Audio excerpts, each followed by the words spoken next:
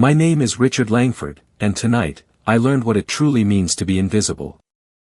I sat at the edge of the ballroom in a chair no one dared to fill, watching my only son, Ethan, raise a glass beside his new in-laws the Aldens, a family whose smiles were as practiced as their pedigrees.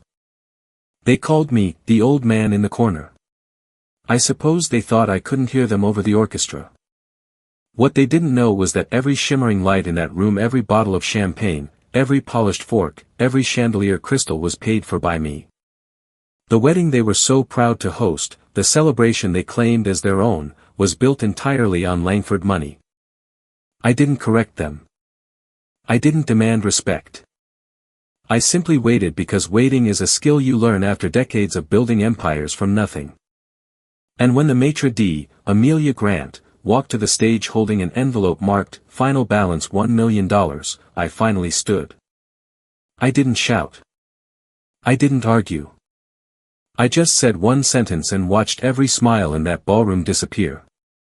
They seated me at table 19, near the service door, the kind of spot reserved for distant relatives, or guests of obligation.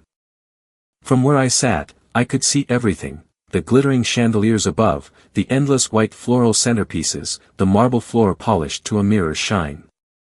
It was perfect. Painfully perfect. The kind of perfection you can only buy. Across the room, my son, Ethan, looked radiant in his tailored tuxedo, tall, handsome, confident. He'd inherited my eyes but none of my humility. At his side was Isabella Alden, now Isabella Langford, glowing with the poise that old money teaches and new money tries to imitate. Her father, Gregory Alden IV, stood like a monument in silk and arrogance, greeting guests as if the entire event had been financed from his family trust. The truth, of course, sat quietly at table 19 wearing an off-the-rack tuxedo and a patient smile. Every so often, a server would glance at me, hesitate, then move on. They'd been told to prioritize the Alden tables. Even my place card was slightly misprinted, Mr. Richard Langsford. One extra letter. One small erasure. It seemed fitting. A younger version of me might have confronted it head-on. I built Langford Maritime and Holdings from a single rusted truck and a ledger scribbled with promises. Back then, I couldn't afford pride. But tonight wasn't about ego. It was about observation. Because sometimes silence holds more power than outrage. From my seat, I could hear Gregory Alden's laughter, deep, performative, the kind that makes every conversation orbit him. "A fine young man, that Ethan," he said to a nearby guest. "Reminds me of myself at his age." The guest nodded dutifully. "Of course," Gregory continued, "we've always believed in mentoring potential. The boy just needed proper guidance." Proper guidance. The words landed like a quiet insult. As if 29 years of fatherhood amounted to a mistake they were now correcting. I sipped my champagne, the same brand I'd ordered for my company's anniversary gala last spring. It tasted different tonight. Bitterer. Somewhere behind me, I heard Amelia Grant, the maître d', giving instructions through her headset. Calm, efficient, unaware that her night was about to turn into a case study in social warfare. Ethan caught my eye just once across the golden light. His gaze flickered, uneasy, then vanished as quickly as it came. And that was when I knew. I hadn't just been forgotten.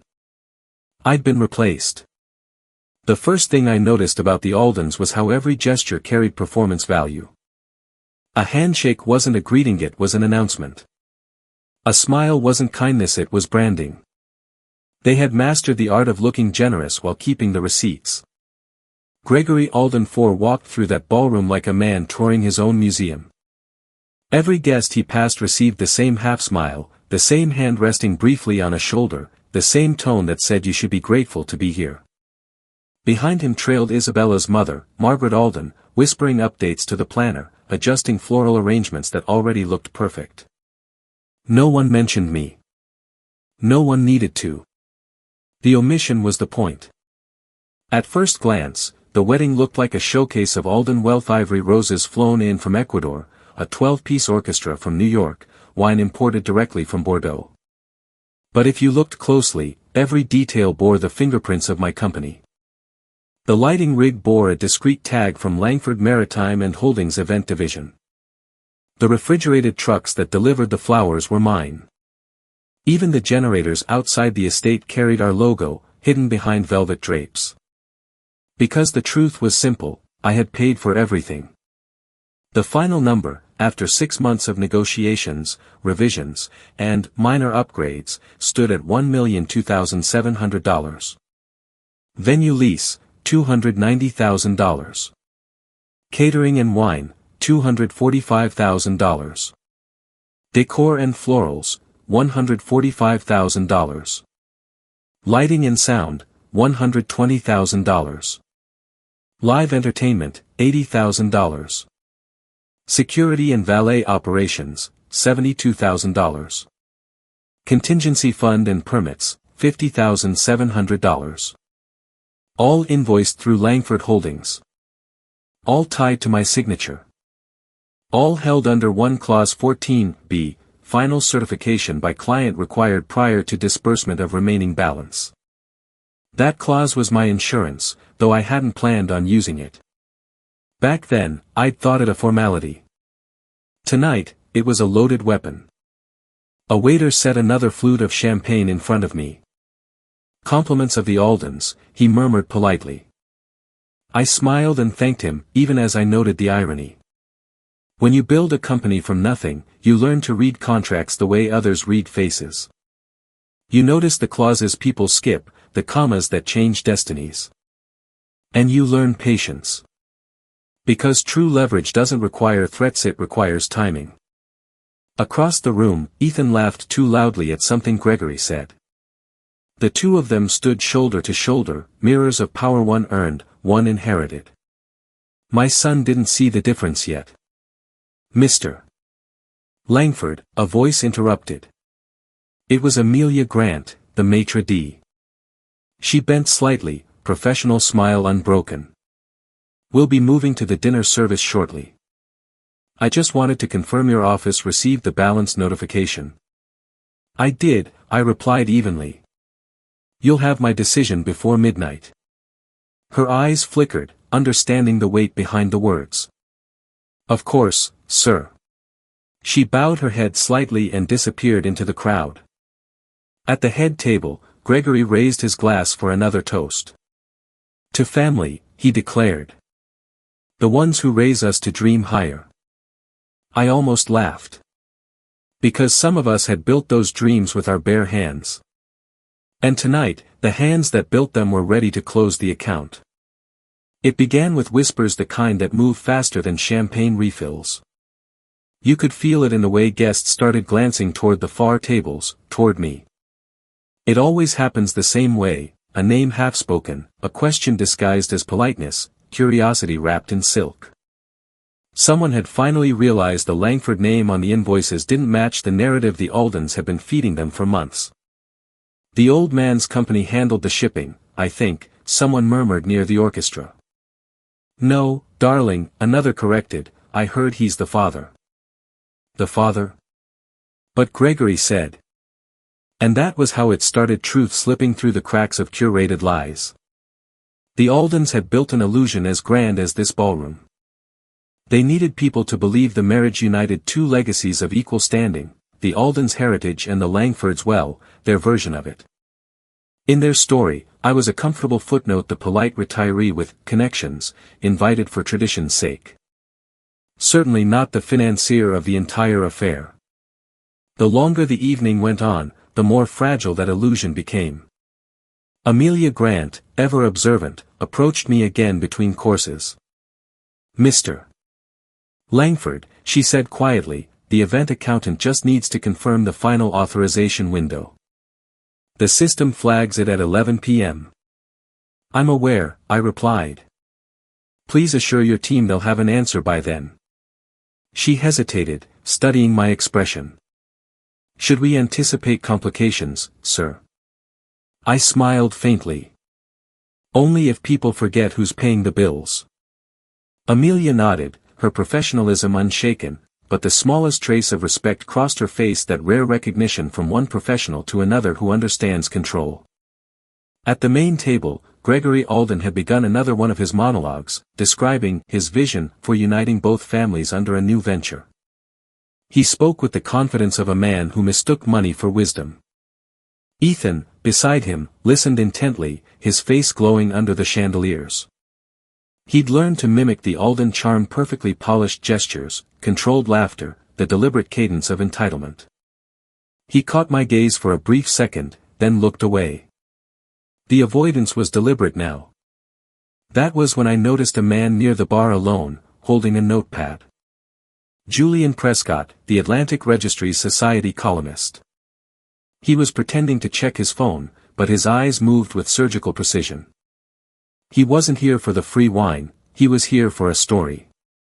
Rumor had reached the press, and in rooms like this, truth attracts more attention than scandal ever could. When the orchestra paused between sets, the buzz of conversation grew louder. Guests whispered behind napkins, couples leaned closer, old friends exchanged glances. Even the Aldens' polished smiles began to stiffen.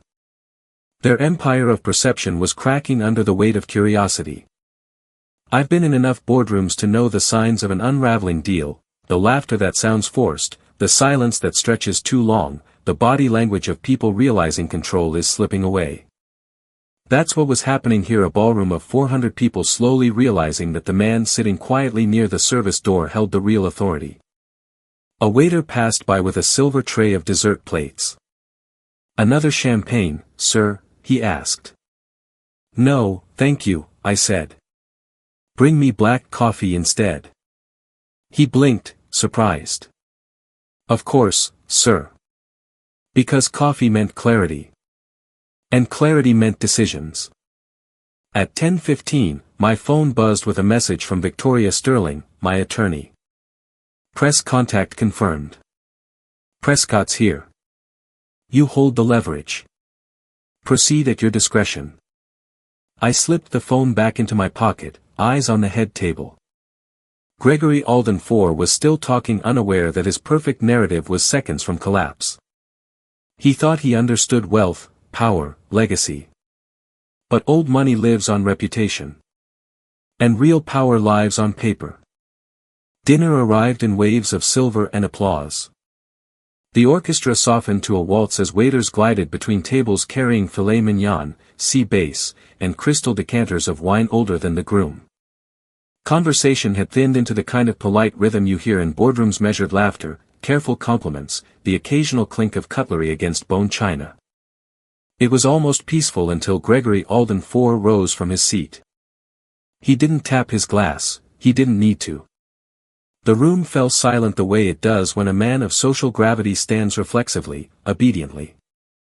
He smiled to the crowd, chest slightly puffed, the self-appointed conductor of the evening. "Ladies and gentlemen," he began, his voice smooth, resonant, trained by years of charity galas and shareholder meetings.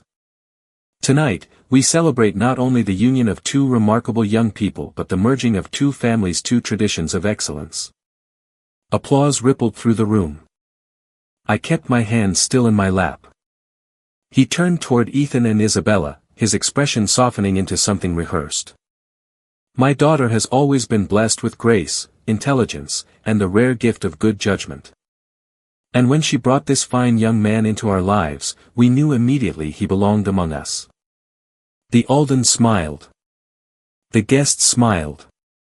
Ethan smiled. Gregory continued, "Ethan, you have the discipline of a true leader, the mind of an innovator. It's clear where that comes from: strong upbringing, good guidance." He paused for effect, eyes sweeping the room. "From his mentors," he said finally, nodding toward a cluster of investors at the front. "And from the family that has taken him under our wing." The applause returned louder this time.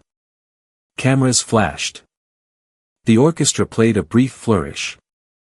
I felt the weight of every clap like a hammer against my chest. 29 years of fatherhood condensed into a polite omission. Not one mention of my name. Not even a glance in my direction. Gregory wasn't merely giving a toast. He was rewriting the guest list of Ethan's life, line by line, with me edited out of the story. Ethan looked relieved, almost grateful, as if my absence in his narrative made the evening run smoother. That, more than anything, stung. I sipped my coffee, now lukewarm and bitter. The steam had died, so had my restraint. The speeches continued. One by one, the Aldens rose: Isabella's mother, her brother, an uncle with a glass too full and a conscience too empty. Each spoke about family, about legacy, about shared values. Each sentence was another nail sealing the door between my son and me. When the applause died again, Amelia Grant appeared near the side of the room, headset glinting beneath the lights. She gave a small nod, professional, precise. The venue accountant had just delivered the final invoice to the head table. A thick white envelope marked, balance due, $1 million certification required. Gregory accepted it with an absent smile, assuming it was a ceremonial detail. He slipped it beside his plate without looking. The irony nearly made me laugh. The man who had erased me from his speech had just been handed proof that I was the only person keeping his evening alive. Julian Prescott, the reporter, noticed too.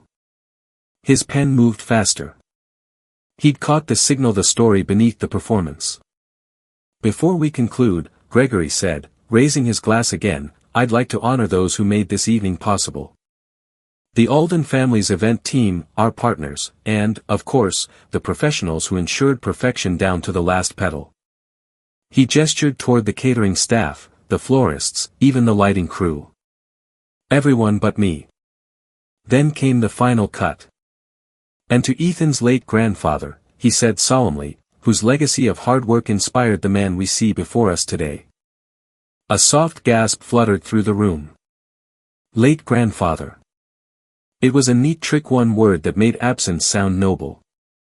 I felt a dozen pairs of eyes shift toward me, uncertain. Wasn't Richard Langford alive? The orchestra swelled to mask the discomfort. I leaned back, studying the scene, Gregory basking in applause, Ethan smiling beside him, the reporter scribbling like a court stenographer of hypocrisy.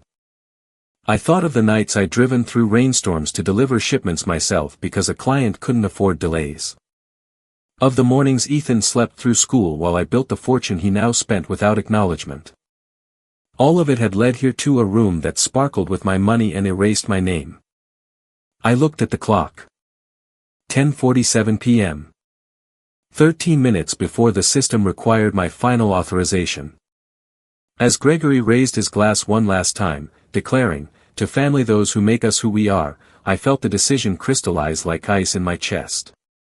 Because if family could pretend I didn't exist, then perhaps it was time they learned what invisible really meant.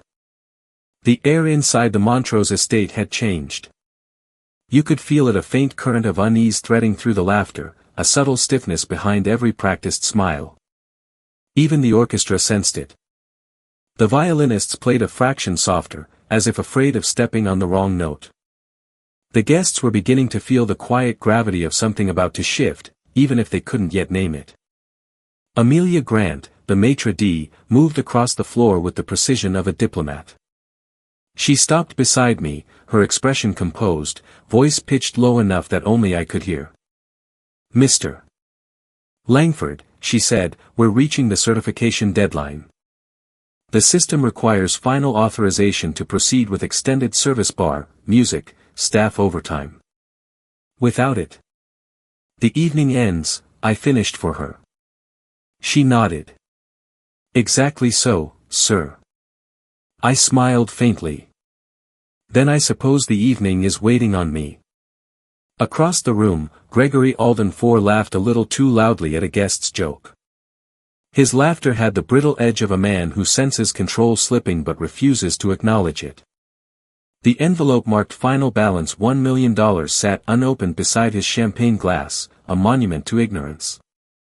It was 10:55 p.m. I rose slowly from my seat. Chairs creaked. Heads turned. The movement was subtle at first, curiosity disguised as courtesy. Guests assumed I was going to the restroom or perhaps stretching my legs. No one expected confrontation from a man who had barely spoken all night. Ethan's eyes found mine across the room. For a brief second, he looked uncertain, almost fearful. He'd seen that look before, when he was a boy, just before I fired an employee for lying to a client. It wasn't anger he recognized in me. It was resolve. I walked toward the stage, my step steady, unhurried. The click of my shoes against marble echoed louder than the orchestra. Julian Prescott, the reporter, was already lifting his phone discreetly, recording. Instinct. "Excuse me," I said, stopping beside Gregory, who was midway through another toast. He blinked, annoyed at the interruption. "Yes, Richard. Is there an issue?" "Only one," I said. "The small matter of the invoice beside your glass." Laughter rippled uneasily through the room. Gregory chuckled, trying to turn the moment into a joke. "Ah yes, the formalities of celebration. Our vendors do love their paperwork." "Indeed," I said evenly. "Though I imagine they'd prefer their paperwork to be accurate. You see, that invoice isn't addressed to you, Mr. Alden. It's addressed to me." A pause. The kind of silence that bends the air. I reached into my jacket and withdrew my phone, unlocking the Langford Holdings account app. The screen glowed faint blue in the dim light. "Here," I said clearly enough for the microphones to catch, "is the escrow holding the wedding payments. Every vendor, every performer, every bottle of champagne, all funded through Langford Maritime and Holdings. All under my signature." Gasps spread like static through the crowd. Gregory's face paled. "Now, hold on." "No, you hold on," I interrupted gently, still calm, still composed. "You've been generous with your words tonight. Let me return the favor with a few facts." I turned slightly to face the room. "For those curious, the total expense of this evening amounts to $1 million. Paid in installments. The final balance remains pending. And per clause 14B of the service contract." I paused, letting the words hang. Continuation of all event services requires final certification from the client of record. The silence that followed was absolute. Even the air seemed to stop moving. "I am that client," I said simply. Amelia was already at the stage's edge, waiting. Her expression betrayed neither shock nor sympathy, only the professionalism of someone executing protocol. "So," I continued, "before this evening proceeds any further, I have one question." I looked directly at Gregory, then at my son. "In this room full of witnesses, who among you will acknowledge me as part of this family?" Gregory's jaw tightened. "Richard, this isn't the time." "It's exactly the time," I said, voice still calm, but sharper now. "Because family is a contract too, isn't it? Built on trust. On credit. On respect. You've defaulted on all three." A murmur rippled through the crowd. The orchestra stopped playing altogether. Ethan's face had gone pale. "Dad, please, not here." I turned to him. "Son, I've been silent in rooms far louder than this. But silence doesn't buy respect, it only rents humiliation." I reached for the microphone. Amelia didn't stop me. "Ladies and gentlemen," I said, addressing the guests directly, "I'm terribly sorry for the interruption. But I can't, in good conscience, authorize the completion of an event built on a lie." A collective gasp. Someone near the back dropped their fork. I took the envelope from the table, tore it open, and held up the document inside a crisp, itemized statement stamped pending authorization. "I will not approve payment," I said clearly. "Effective immediately, all extended services are suspended." Amelia gave a quiet nod to her staff. Within moments, the orchestra's sound faded mid-measure. The lights softened to half power. Servers stopped moving. The ballroom froze. Gregory's voice cracked the silence, "You can't just." "Oh, but I can," I replied gently. "It's in the contract." Then I set the microphone down, folded my hands behind my back, and watched a million-dollar illusion begin to collapse quietly, beautifully, and completely under my control. The first thing that happens when power shifts is silence. Not shock silence. It's the kind of silence that has texture, like a curtain falling over the room. The chandeliers flickered to half-brightness as Amelia Grant gave a subtle signal to her staff. The orchestra stopped mid-phrase, bows frozen in the air. Waiters lowered their trays. The laughter, the chatter, the background hum of 400 voices gone. For the first time that evening, everyone could hear the truth breathing. Gregory Alden IV was the first to break the stillness. "Richard," he said, forcing a chuckle that landed flat, "this isn't amusing. You've made your point. Let's not embarrass ourselves in front of guests." I met his eyes and smiled faintly. "Oh, I'm not embarrassed, Gregory. I'm employed. You, on the other hand, are unpaid." A few nervous laughs escaped from nearby tables before dying instantly. He straightened his jacket, glancing toward the venue staff as if authority could be reclaimed by posture alone. "Surely, this can be resolved privately." "Privately?" I repeated. "You erased me publicly, Gregory. You toasted to my son's late grandfather while I sat 30 feet away. You wanted spectacle. I'm simply providing a more accurate one." Ethan stood now, face pale, caught between worlds. "Dad, please, this isn't how we handle things." "No, son," I said softly, "this is exactly how we handle things when contracts replace respect." Victoria Sterling, my attorney, moved through the crowd like a shadow, briefcase in hand. She joined me at the stage, her voice cool, precise. "Per Clause 14b, Mr. Langford, you have full authority to suspend or terminate all contracted services at your discretion." "Thank you, Ms. Sterling." She turned to the assembled crowd, speaking with the calm rhythm of a court declaration. "For the record, the Alden family holds no contractual stake in this event. All vendor accounts, licensing agreements, and insurance coverage are in the name of Langford Maritime and Holdings. Mr. Langford is the sole signatory and financial guarantor." That was the moment realization rippled through the room, not panic, not yet, just awareness. They understood now that the man sitting at the back table hadn't been a relic. He'd been the foundation. Gregory's composure fractured. "You can't possibly think this stunt will reflect well on you. These people, our peers, will think you're vindictive." I took the microphone again, speaking evenly. "Vindictive? No. Contractual? Yes. And as for your peers, Gregory, they're not your peers tonight. They're witnesses." I gestured toward the band, frozen mid-song. "Each of these professionals has been instructed not to continue without final approval. If they do, they forfeit payment. I imagine they'd prefer to be paid." A ripple of understanding spread among the vendors. One by one, stagehands stepped back. Technicians powered down lighting consoles. The wine bar attendants stopped pouring.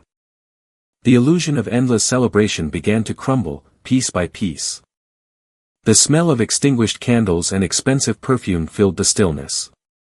Guests whispered. Some filmed discreetly, others looked for exits. Julian Prescott, the journalist, stood near the aisle, recording everything with deliberate calm, a man who knew he was witnessing history, not scandal. "Richard," Gregory tried again, lowering his voice. "Let's be reasonable. Tell me what you want. You want recognition? Fine. I'll acknowledge your contribution in my next speech." "Contribution?" I repeated. "You make it sound like a donation." "I didn't contribute to this evening, Gregory. I created it." His mouth opened, closed. For the first time, the practiced charm failed him. I turned to the audience. "Do you know why men like Gregory fear contracts? Because they can't charm ink. They can't smile their way past signatures. In the end, paper holds longer than promises. The applause that followed wasn't enthusiastic, it was instinctive. A handful of guests, those who understood the difference between inheritance and achievement, clapped once, twice, before stopping, realizing the weight of the moment. Ethan stepped forward. "Dad, please. You're destroying everything. Do you even realize what you're doing to me?" I looked at him quietly. "I'm teaching you something I should have taught you years ago. That legacy isn't something you marry into. It's something you build. And you don't build it by pretending the hands that raised you no longer exist." He looked away, shame fighting pride in his expression. Isabella reached for his arm, whispering something urgent, her diamond bracelet trembling in the light. Gregory turned red. "You're humiliating my daughter. My family." "No, Gregory," I said. "Your family humiliated mine when they mistook civility for submission." The crowd murmured again. You could feel sides forming in the silence. The service staff loyal to their contract stood respectfully by the walls, waiting for my next word. Victoria Sterling leaned toward me. "Mr. Langford, per your instruction, do you wish to proceed with termination, or are you open to amendment?" Amendment. The word hung in the air like a bridge. I took a long breath. "I'm not here to end a wedding," I said. "I'm here to remind everyone whose name built this room. I'll reinstate service under one condition." Gregory's eyes narrowed.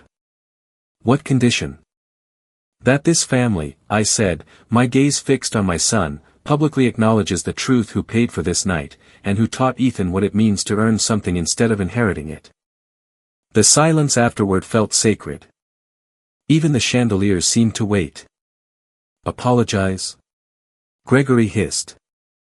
"To you. In front of my guests." "In front of ours," I corrected. Ethan's voice cracked. "Dad, please. Don't make me choose."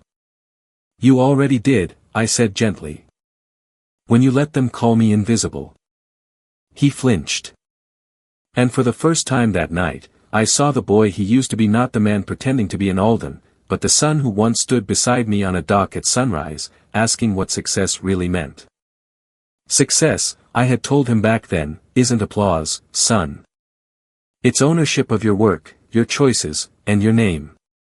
Now, in the heart of $1 million silence, he finally understood what that meant. For a few seconds, no one moved.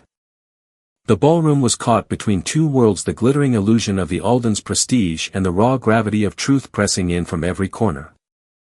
The orchestra stood frozen beside their instruments. The waitstaff lined the walls, watching silently, hands clasped behind their backs. Even the chandeliers seemed dimmer now, as though unwilling to shine on hypocrisy. Gregory Alden IV broke first. His voice came out low and venomous. "This is blackmail," he hissed. "You're holding an entire event hostage over your ego." I didn't flinch. "Ego? No, Gregory. Just overdue respect." He took a step toward me, his face flushed. "You think this proves you're powerful? You've only shown everyone that you're vindictive and small." "Small?" I said softly, letting the word hang. "Tell me, Gregory, how tall does a man have to be to sign your checks?" A ripple of nervous laughter broke through the tension.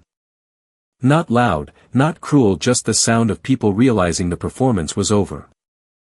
Isabella Alden turned pale, clinging to Ethan's arm. Her father's social mask was slipping, and she didn't know whether to stand by him or run. "Richard," she whispered, "please, this isn't necessary. You're ruining our wedding." "No," I said, voice calm, almost tender. "I didn't ruin it, Isabella. I simply stopped paying for it." Her lip trembled, and she looked away. Victoria Sterling remained beside me, legal briefcase in hand, expression neutral. "Mr. Langford," she said formally, "do you wish to proceed with full service termination?" Gregory's composure shattered. "If you do this," he warned, "you'll regret it. You'll never do business with anyone in this room again. I smiled faintly. Gregory, I built my company working with dockhands, contractors, and clients who paid their bills. Not people who measure worth by table placements. My future doesn't depend on anyone here, but yours might. The line landed like a stone tossed into still water. The ripples spread fast. Some of the Alden's friends began quietly excusing themselves, whispering into phones, pretending they had early mornings. Julian Prescott, the journalist, was still recording, the red light on his camera gleaming like truth itself. Mr. Langford, Amelia Grant approached again, headset resting against her collarbone. Her professionalism was a shield, but her eyes were alive with respect. Do we proceed with the shutdown? I nodded once. Understood. She turned to her team. All stations, implement suspension protocol. And then, like a perfectly choreographed collapse, the Montrose estate transformed. The orchestra set down their instruments. The bar lights dimmed. Servers began collecting half-empty champagne flutes. The floral staff started wrapping arrangements for removal. It was surreal elegance disassembling itself in real time, beauty evaporating under authority. Gasps spread through the crowd as the illusion unraveled petal by petal. This is outrageous. Gregory shouted. You can't treat people like this. Contracts, Gregory, I said evenly.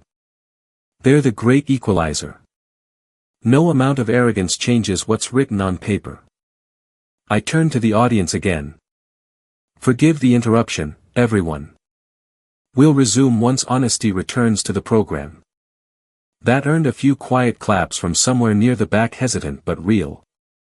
Ethan finally stepped forward, his voice shaking. Dad, please. You've made your point. Just stop. No, Ethan, I said. You still don't understand. This isn't about money.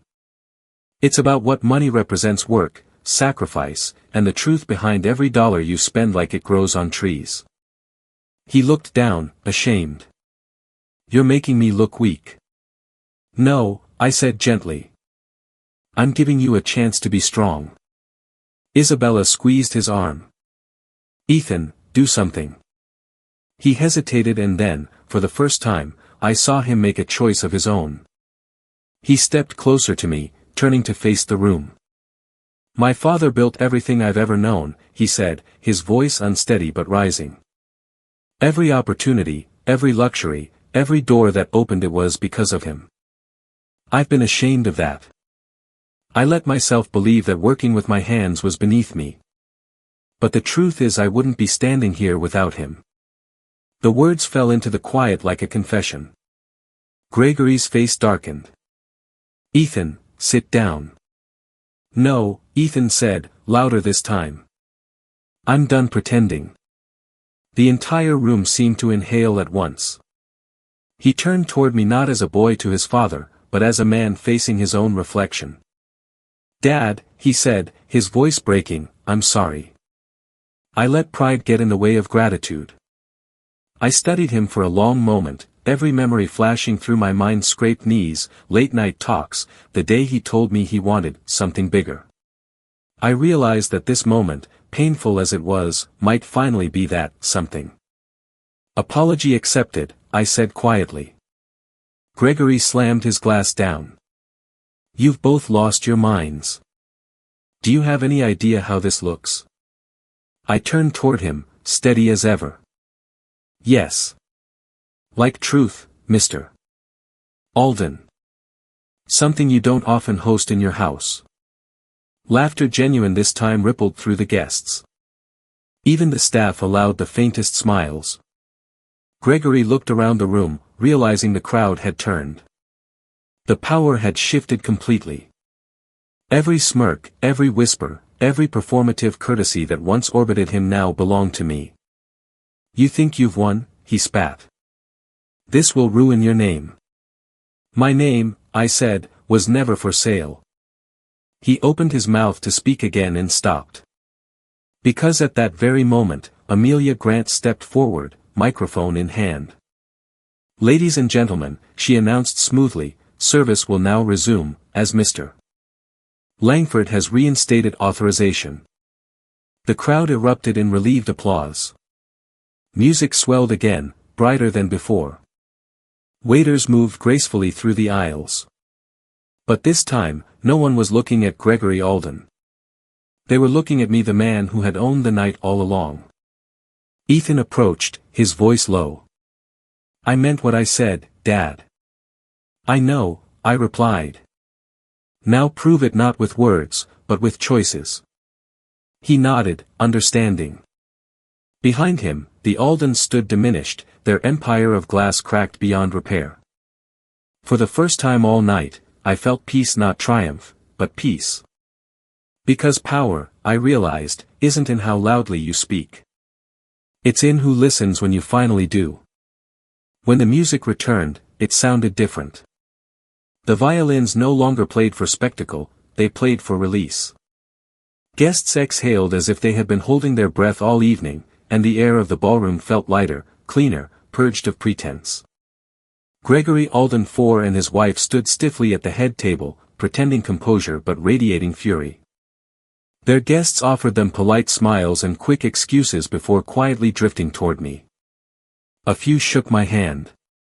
Others simply nodded acknowledgement disguised as admiration. No one approached Gregory. The orchestra eased into a softer melody, and Amelia Grant, the maître d', restored the room's rhythm with professional grace. She caught my eye as she passed. A brief nod, not deference, not pity, just respect. I returned the nod. She understood that the hardest kind of power is the kind that doesn't need to raise its voice. Ethan lingered beside me, looking smaller than I'd ever seen him. His tuxedo was perfect, but his expression wasn't. His hands trembled slightly as he poured himself a glass of water. "I didn't know how far it had gone," he said quietly. "The stories, the lies, they made it sound like you wanted distance." "I wanted growth," I told him. "Distance was your choice." He nodded, shame coloring his face. "I thought being an Alden meant being somebody. But tonight I realized I'd become nobody instead." "You learned something more valuable than inheritance," I said. "You learned truth." He stared down at the floor, then back at me. "Dad, thank you for not letting me drown in theirs." I placed a hand on his shoulder. "Just remember, son, when people build a world on illusion, sometimes the kindest thing you can do is turn on the lights." He smiled weakly. "And you did." "Not for revenge," I said. "For clarity." Across the room, Julian Prescott, the journalist, was packing up his camera equipment. He caught my eye and mouthed, "You'll want to read tomorrow's edition." I nodded. I already knew how the story would read: truth, not money, wins at Montrose estate. The night limped on. Some danced again awkwardly at first, then with growing warmth. It was as if the room had been liberated from performance. For once, the wealth didn't need to impress anyone. At exactly midnight, I stepped outside onto the terrace. The ocean stretched dark and infinite beyond the estate walls, the same ocean that had carried my first freighter 30 years ago. The salt air tasted like memory. Ethan joined me. For a moment, we stood without words, watching the waves hit the rocks below. "Do you ever regret building it all?" he asked. "Building what?" "The empire. The reputation. The money that let people like the Aldens use us as decoration." I thought for a long moment before answering. "No. I regret forgetting why I built it, to create opportunity, not image. When you forget your why, you let people write your story for you." He nodded, silent. Behind us, the party had thinned to a handful of loyal guests and tired staff clearing tables. The chandeliers glowed low and warm, no longer blinding. Gregory Alden IV approached one last time, his composure cracked, his arrogance replaced by quiet desperation. "Richard," he began, "I'll admit I misjudged you. You have more influence than I anticipated. Influence isn't measured in applause, Gregory, I said. It's measured in integrity. He sighed, glancing toward the reporters outside the estate gates. That article tomorrow will hurt both our families. Perhaps, I said. But only one of us earned it. He swallowed hard. I'm willing to discuss compensation. I raised a hand. Don't insult me further. You can't buy what you failed to honor. He flinched as if struck. I'll see to it that you're paid back every cent, he said. You already have, I replied. In lessons. And with that, Gregory Alden, fourth of his name, last of his pride, turned and left his own daughter's wedding without saying goodbye. The orchestra played one final song, something slow and dignified. Isabella danced alone for a few minutes, her tears hidden behind a practiced smile. Then she, too, slipped quietly from the ballroom. By 1 o'clock, only the staff remained. I thanked each of them personally, signing the final vendor receipts as Amelia looked on. Sir, she said softly, in 20 years, I've never seen someone handle humiliation with such dignity. Humiliation? I asked. No, Ms. Grant. That's what happens when you care what the wrong people think. Tonight wasn't humiliation. It was correction. She smiled. A rare kind, sir. When the last truck pulled away, I turned to Victoria Sterling, who had stayed behind. You're aware the Aldens' lawyers will try damage control, she said. Let them, I replied. They'll find the truth airtight. She gave me a rare smile. You planned this perfectly, Richard. Down to the minute. I didn't plan it, I said. I just stopped ignoring the signs. As she left, I returned to the terrace one final time. Ethan was there, waiting. Dad, he said, I meant it when I apologized. But I don't want it to end here. I want to work for you, learn what you built. I studied him carefully. Working for me isn't redemption, son. It's responsibility. You'll start at the bottom. Early mornings, late nights, no exceptions. He smiled. That's more than I deserve. It's exactly what you deserve, I said. We stood together in silence as the sky began to lighten over the Atlantic. The first hint of dawn painted the horizon gold. You know, he said, tonight should have ended in disaster. It did, I said with a faint smile. For the right people. He laughed, genuine, unguarded, and for the first time in years, I saw the man he could become. Dad, he said, one day I'll make you proud. You already have, I replied. You just had to stop pretending you weren't my son. We stayed until the last candle went out inside the ballroom, the echoes of the orchestra fading into memory. The Montrose estate stood quiet again, its perfection restored but not its illusion.